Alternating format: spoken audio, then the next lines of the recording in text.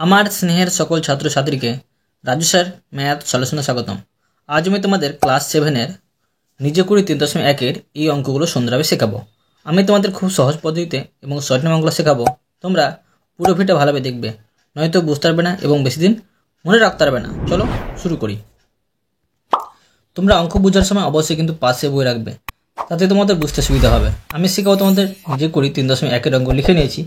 এবার দেখো 1 নম্বর অঙ্কটা শেখাবো। 1 নম্বর দিয়ে দিলাম। দেখো প্রশ্নে কি করতে বলা হয়েছে। প্রশ্নে বলা হয়েছে নিচের অনুপাতগুলি সমান কিনা দেখি ও 4টি সংখ্যা সমানুপাতি কিনা লিখি। আমি সুন্দরভাবে শেখাচ্ছি, তোমরা মন দিয়ে বোঝো। দেখো এই অঙ্কটির এটাকে বলা হয় প্রথম পদ, দ্বিতীয় পদ, তৃতীয় পদ, চতুর্থ পদ। তো আমরা কি জানি দেখো লিখবো, আমরা জানি কমা প্রথম পদ গুণিত চতুর্থ পদ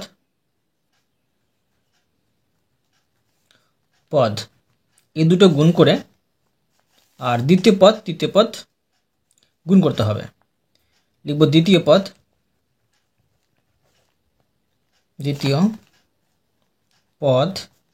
গুণিত তৃতীয় পদ। ঠিক আছে, এখন দেখো মাঝে সমান আছে তাই বা দিয়ে করব। বা এখানে দেখো প্রথম পদ আছে 7 গুণিত চতুর্থ পদ আছে 8 সমান দ্বিতীয় পদ ছিল 2 আর তৃতীয় পদ আছে 28। বসিয়ে দিলাম। এখন বা দিয়ে করব। দেখো 7 × 8 = 56 হচ্ছে, এখানে 56 বসিয়ে নিলাম। আর 28 দুগুণ হচ্ছে 56। তো এখন দেখো দুইটা কিন্তু সমান হয়ে যাচ্ছে 56। তো এখন লিখে নিতে পারি 7:2 সমানুপাত 28:8। যেহেতু সমানুপাত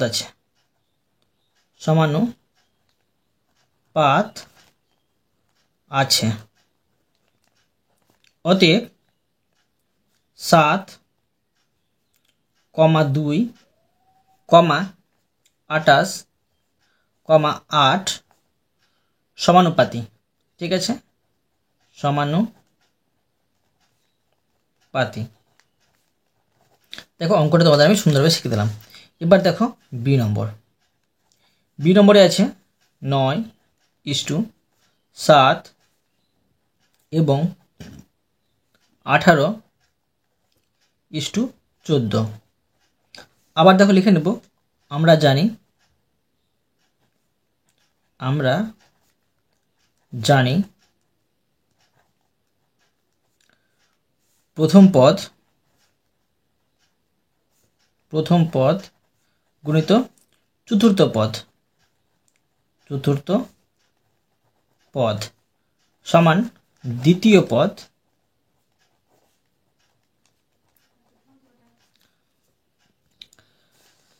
গুণিত তৃতীয় পদ। মাঝে সমান আছে তাই বা দিয়ে করব।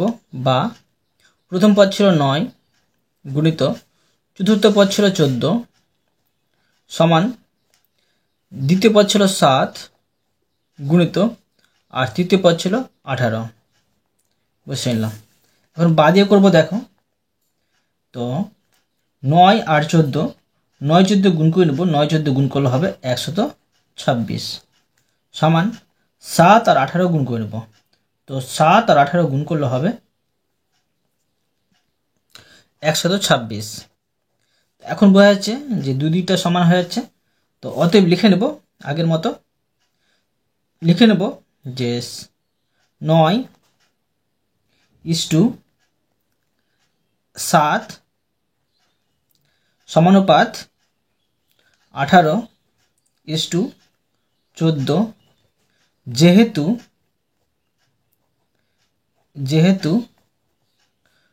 সমানুপাত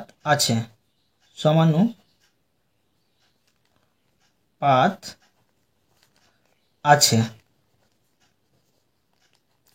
অতএব 9,7,18,14 সমানুপাতি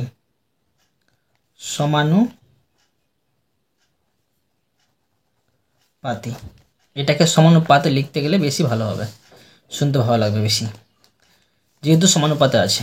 এবার দেখো সি নম্বর দিয়ে দিলাম। সি নম্বরের প্রশ্নটিকে নেব 1.5:3 এবং 4.5:9। এখন লিখে নেব আবার আমরা জানি। তো এখন লিখবো ধরো যে প্রথম পদ এই মতো লেখা যায়, 1ম পদ গুণিত চতুর্থ পদ সমান দ্বিতীয় পদ, 2 দিয়ে অন্তঃস্থ লিখতে হয়, দ্বিতীয় পদ আর গুণিত তৃতীয় পদ, মানে 3 দিয়ে অন্তঃস্থ তৃতীয় পদ। এভাবে কিন্তু লেখা যায় সংক্ষেপে। তো প্রথম পদ দেখো কি পেয়েছি, প্রথম পদ আছে 1.5 গুণিত চতুর্থ পদ আছে 9 সমান দ্বিতীয় পদ আছে 3 গুণিত আর তৃতীয় পদ আছে 4.5। তো বাদে দেখো এটা আমি গুণ করে বসিয়ে নেব। তো 1.5কে 9 দিয়ে গুণ করলে হবে 13.5। এখানে বসিয়ে নেব 13.5। তোমরা কিন্তু রাপে গুণ করে নেবে। সমান 3 আর 4.5কে গুণ করলে হবে 13.5। ঠিক আছে, তো লিখে নেব এখন যে 1.5:3 সমানুপাত 4.5:9 সমানুপাতে আছে। যেহেতু সমানুপাতে আছে অতএব 1.5, 3, 4.5, 9 সমানুপাতি।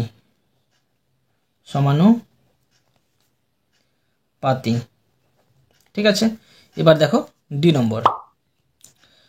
নম্বর দিয়ে দিলাম। দেখো প্রশ্নটুকু নেব 7:3 এবং 5:2। আবার লিখে নেব যে আমরা জানি প্রথম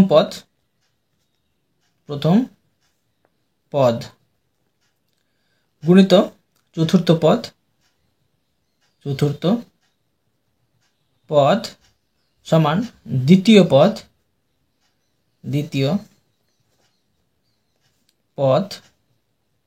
গুণিত তৃতীয় পদ।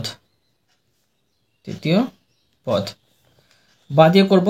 তো দেখো প্রথম পদ আছে 7 গুণিত চতুর্থ পদ আছে 2 সমান দ্বিতীয় পদ ছিল 3 গুণিত তৃতীয় পদ ছিল 5। এখন এটি আমি দেখো গুণ করে নেব। 7 দুগুণে 14 হচ্ছে আর সমান 3 5 15 হচ্ছে। এখন দেখো এটা অসমান হচ্ছে, মানে 14 আর 15 কিন্তু সমান পেলাম না। তো এখন কি করব দেখো যে লিখে নেব 7। এখন আমি ইস্টু দিয়ে লাইনটি লিখব না, এখন সরাসরি লিখে নেব অতএব 7, 3, 5, 2 সমানুপাতি 9। তো লিখে নেব যে সমানুপাতি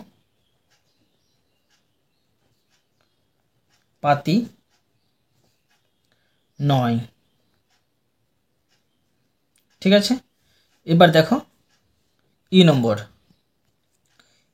দিয়ে দিলাম। প্রশ্নটুকু নেব। প্রশ্নে আছে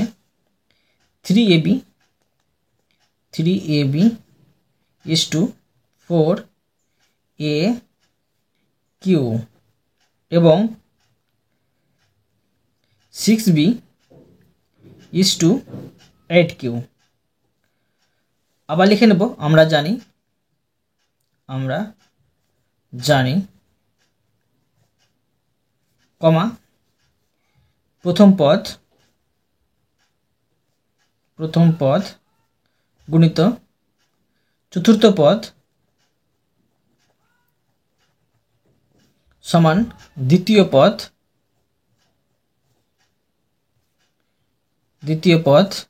গুণিত তৃতীয় পদ। বাদ দিয়ে করবো, দেখো প্রথম পদ 3ab গুণিত চতুর্থ পদ দেখো 8q আছে সমান দ্বিতীয় পদ আছে 4aq গুণিত তৃতীয় পদ আছে 6b। এবার দেখো এটি গুণ করে নেব, 3 8 24 a b q পাচ্ছি আর সমান এখানে দেখো 4 6 24 a b আর q মানে দুই দিকটি সমান হচ্ছে, তাই লিখে নেব দেখো যে 3ab is to 4aq সমানুপাত 6b is to 8q সমানুপাতে আছে, যেহেতু সমানুপাতে আছে। অতএব 3ab, 4aq, 6b, 8q সমানুপাতি।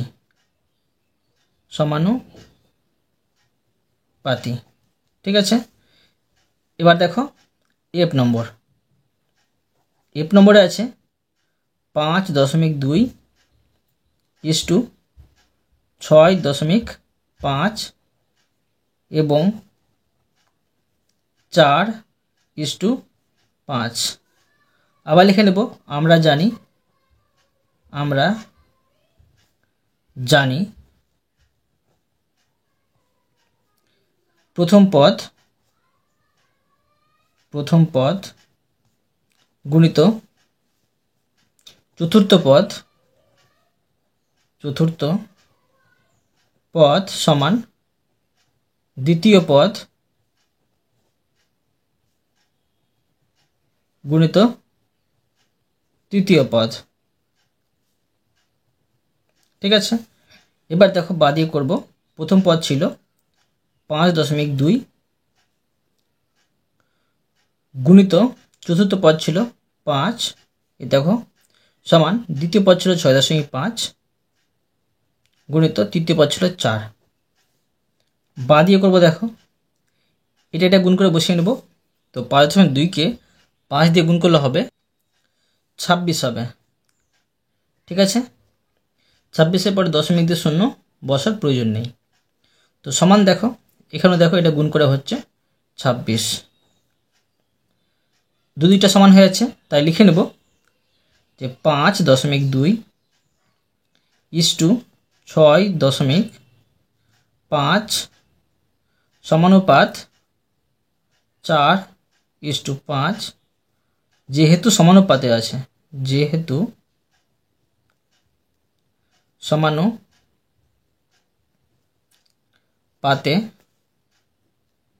আছে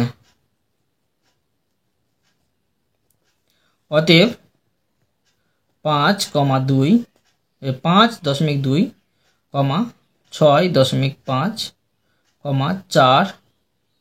4.5 সমানুপাতি। ঠিক আছে, এবার দেখো জি নম্বর দিয়ে দিলাম, প্রশ্নটুকু নিচ্ছি 3y ইজ টু 7y এবং 12p 28 পি। তো দেখো লিখে নেব, আমরা জানি প্রথম পদ গুণিত চতুর্থ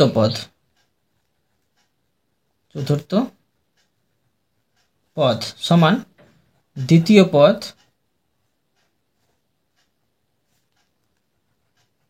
গুণিত তৃতীয় পদ।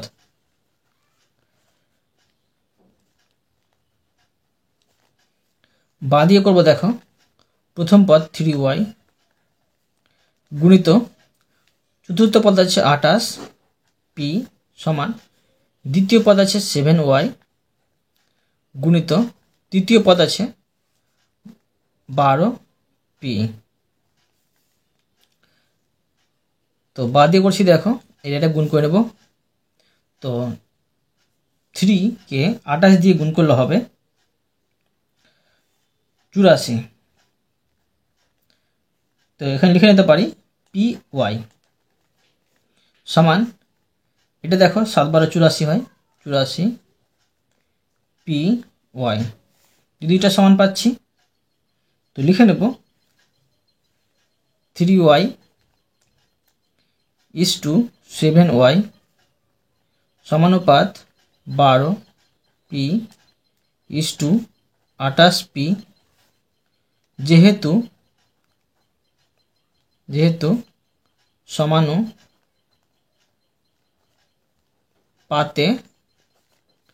আছে,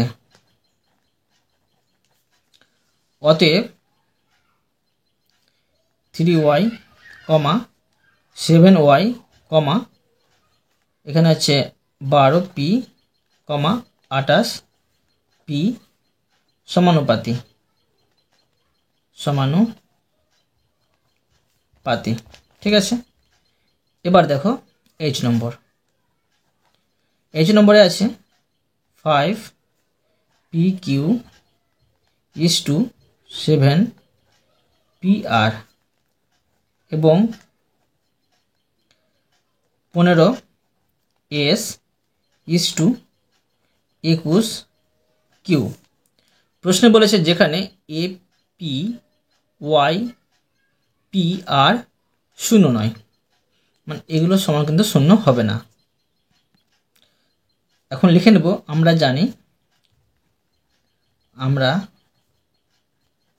জানি প্রথম পদ গুণিত চতুর্থ পদ সমান দ্বিতীয় পদ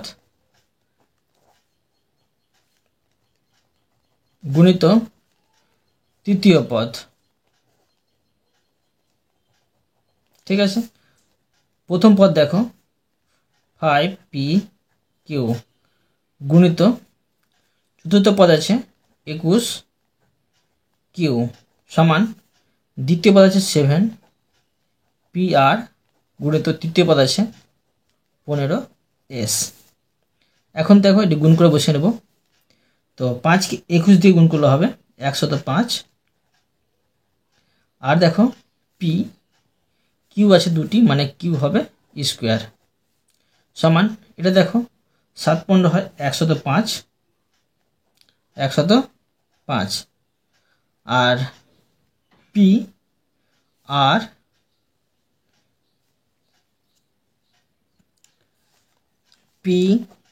আর এস। এখন দেখো এদিকটা 105 আর 105 মিলে আছে, কিন্তু এগুলো মিলছে না, ধ্রুবগুলো মিলে আছে, চলরাশি মিলছে না, তাই এটা হবে অসমান। তো অতএব লিখে নেব যে 5 P Q, 7 P R, 15 S, 21 Q সমানুপাতি নয়।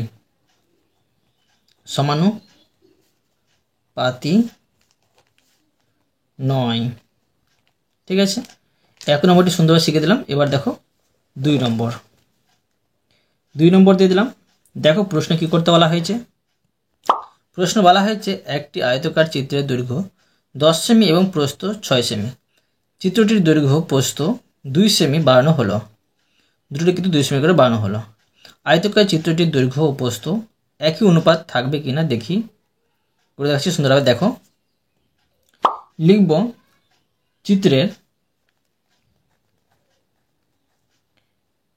চিত্রের দৈর্ঘ্য ও প্রস্থ, দৈর্ঘ্য ও প্রস্থ সমান। দেখো, দৈর্ঘ্য ছিল 10:6। এখন দুটোকে দেখো লঘিষ্ঠ আকারে পরিণত করে দিলাম। তো এখন থাকছে 5:3। এবার দেখো, এর দৈর্ঘ্য প্রস্থকে 2 সেমি করে বাড়ানো হলো।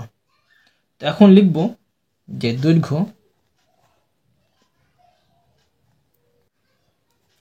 ও প্রস্থ 2 সেমি বাড়লে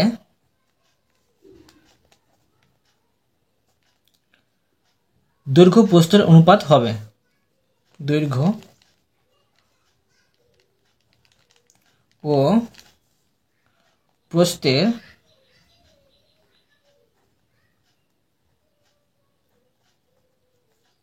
অনুপাত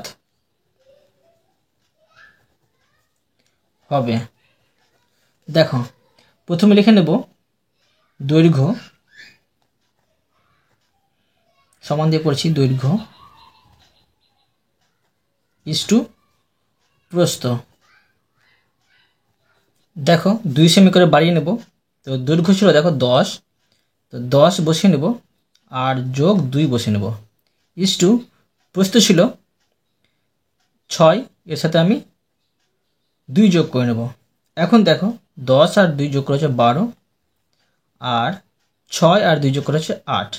এটাকে আবার দেখো লঘিষ্ঠ আকারে পরিণত করে নেব। তো দেখবো কত হচ্ছে। দেখো 12 আর 4কে দুটোকে কিন্তু 4 দিয়ে ভাগ যাচ্ছে।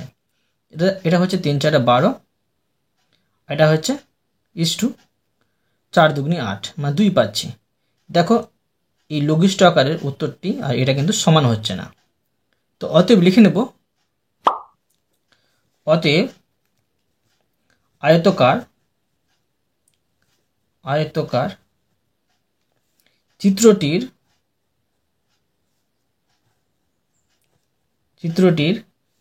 দৈর্ঘ্য ও প্রস্থ একই অনুপাতে থাকবে না।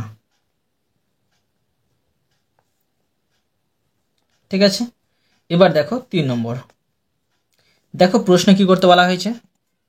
প্রশ্নে বলা হয়েছে পরাণবাবু 500 গ্রাম চিনি এত টাকায় কিনলেন এবং দীপেনবাবু 2 কিগ্রা চিনি 70 টাকায় কিনলেন। চিনির পরিমাণ ও দাম সমানুপাতে আছে কিনা দেখি, করে দেখা যায়। দেখো এই অঙ্কটা পরীক্ষা কিন্তু প্রচুর পড়ে, তোমরা ভালোভাবে মনে রাখবে। লিখে নেব পরাণবাবুর কেনা চিনি। পরাণবাবুর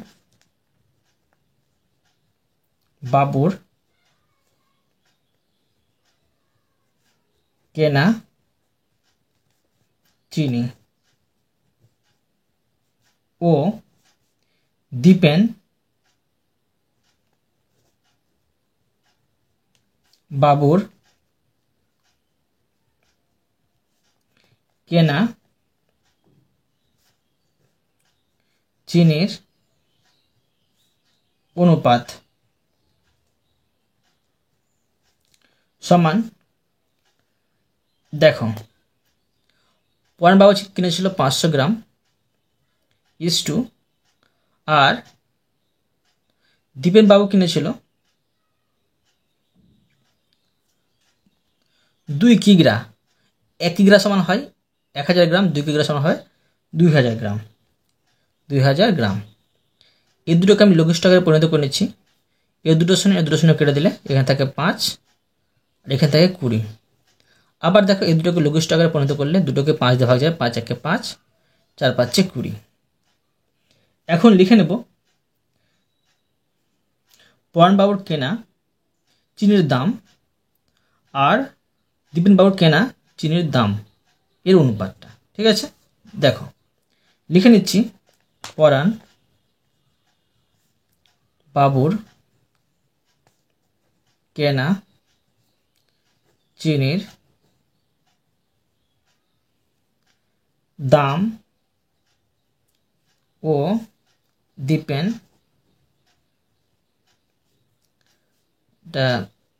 বাবুর হবে, বাবুর কেনা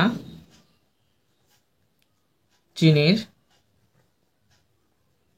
দাম বা দামের অনুপাত সমান।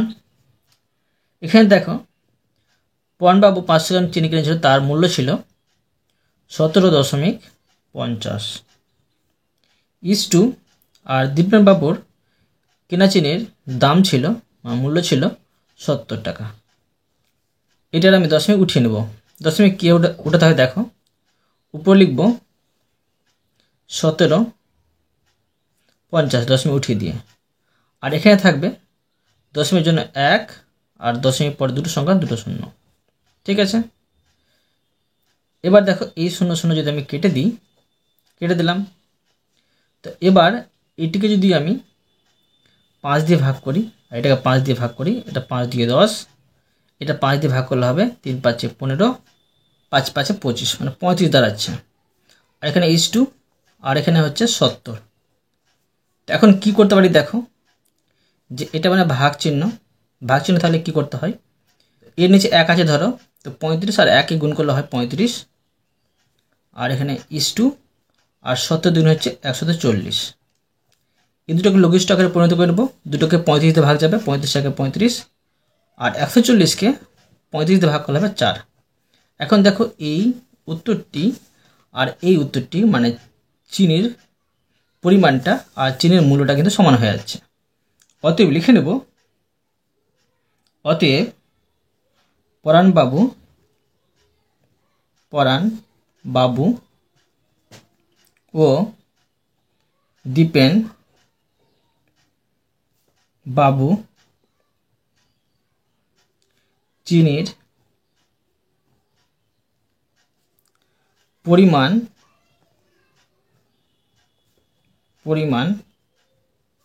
ও দাম বা মূল্য সমানুপাতে